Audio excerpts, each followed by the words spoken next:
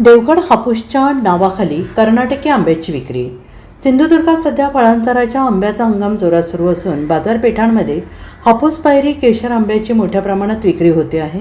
खरेदीसाठी स्थानिकांसह पर्यटकांचीही गर्दी पाहायला मिळते आहे. मात्र देवगड हापूसच्या नावाखाली कर्नाटकातून आलेल्या हापूस आंब्याची विक्री होत असल्याचा प्रकार समोर आल्याने ग्राहकांच्या फसवणुकीची शक्यता निर्माण झाली.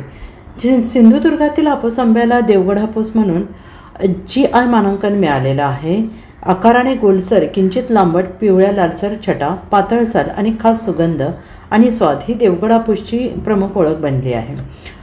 देवगडच्या हवामान आणि मातीमुळे तयार होणारा हा आंबा देशविदेशात प्रसिद्ध आहे. मात्र आता परराज्यातील आंबा देवगड हापूस म्हणून विक्रीस येत असल्याने ग्राहकांची दिशाभूल होत असल्याची तक्रार समोर येते. देवगड हापूसचा आतील गर गडद केशरी रंगाचा असतो, तर कर्नाटकी हापूसचा गर तुलनेनं पिवळसर दिसतो. तसेच बाहेरील रंग, आकार, सुगंध, सालेचा पोत यावरून खरा देवगड हापूस ओळखता येतो. सध्या सिंधुदुर्गातील काही बाजारपेठांमध्ये कर्नाटकी हापूसची विक्री वाढल्याचं दिसून येत आहे. ग्राहकांनी सतर्क राहूनच आंबा खरेदी करावा असे आवाहन बागायतदारांकडून करण्यात येत आहे. होय, या ठिकाणी सिंधुदुर्ग जिल्ह्यातील देवगड हापूसच्या नावावर बाहेरच्या राज्यातून जो आंबा पिकवला जातो तो इथे देवगड हापूसच्या नावावर विकला जातो. देवगड हापूस म्हणून बाहेरून त्याला बॉक्स देतात, पण तो प्रत्यक्षात आंबा बाहेरच्या राज्यातला असतो आणि तो देवगड हापूसच्या नावावर खपवला जातो.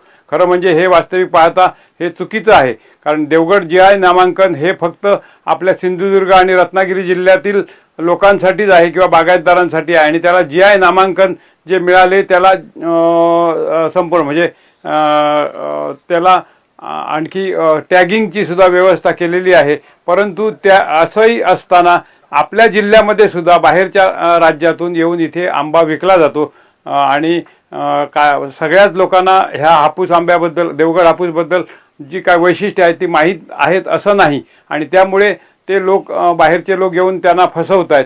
पण त्यासाठी देवगड हापूसला महत्त्वाचं म्हणजे त्याचा आकार साधारण म्हणजे गोल लांबट, थोडासा लांबट पण गोल असतो. त्याच्यानंतर त्याचा रंग बघितला तर असा पिवळा आणि लालसर छटा असलेली असतो. साल पातळ असते.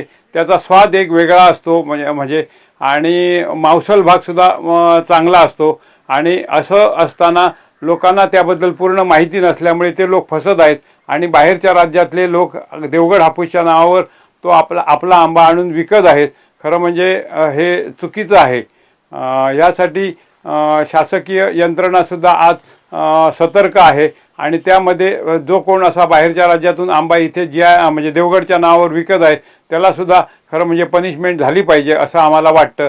आणि यासाठी आपण सगळे सिंधुदुर्ग, रत्नागिरी जिल्ह्यातले सगळे आंबा बागायतदार एकत्र येऊन यासाठी एक विशिष्ट नियम ठरवले गेले पाहिजेत असं मला वाटतंय. एकदम पातळ असते साल, हे बघा, म्हणजे ह्याच्यातला हा मांसल भाग आहे तो आणि साल ह्याच्यामध्ये अंतर सुद्धा दिसत नाही, इतकी साल ही पातळ आहे एकदम. प्रतिक्रिया अशी आहे की देवगड हापूस हा कसा आहे की आतमधून त्याचा कलर जो आहे तो हा केशरी आहे आणि कर्नाटकी हापूस जो आहे त्याचा आतून कलर पिवळसर येतो. त्यामुळे लोकांनी पण घेताना, कापून तर कोण घेत नाही, पण घेताना पण तो विचार करायचा की हा आपल्याला आंबा घेतोय आपण, तो कुठचा आहे, हापूस आहे, कर्नाटकी आहे की देवगड आहे. देवगडचा जर घ्यायचा आंबा झाला तर त्याची साल जी आहे ती पातळ येते आणि आपल्या कोकणी इतरचा म्हणजे आपल्या त्या कुडा म्हणा किंवा आपल्या भोगवे या साईडचा जो आंबा आहे ती थोडी साल जाड येते, पण आतमध्ये तुम्हाला केशरच मिळणार. पिवळ्या कलरचा जर आंबा असेल आतमध्ये तो प्रामुख्याने येतो पिवळा, पण आपल्याकडे होऊ शकतो नाही असं नाही, पण जास्त ते प्रमाणात इकडे आता फसवणूक केली जाते आहे. कर्नाटकी आंबा आणून विक्री केला जातोय हे पण आहे, पण त्यामुळे लोकांनी पण विचार करायचा की हा आपण घेताना आपण आपला इथला लोकल आंबा घेतोय की कर्नाटकी घेतोय, हा पण लोकांनी विचार करून आंबा खरेदी करायचा.